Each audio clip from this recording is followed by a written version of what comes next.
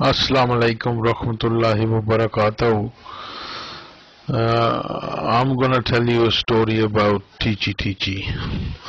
Back in them days, teechi was the sound of the telegram machine which was installed at the post offices in Indo-Pak subcontinent.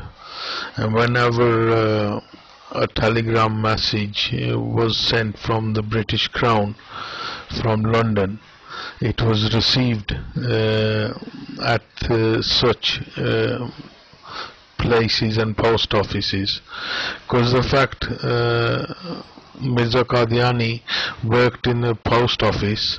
He knew that the sound of the telegram machine was teechi, so he fabricated a lie and he told his followers that his angel was called teechi, who brought the revelations of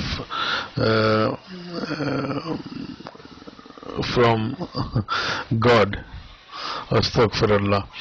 But it was actually the messages sent from the British Crown to India in order to destabilize the region and expand their grip on Indo-Pak subcontinent.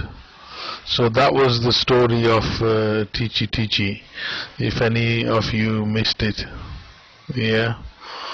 Yes, that was my own conclusion. So there you go. Mike's free.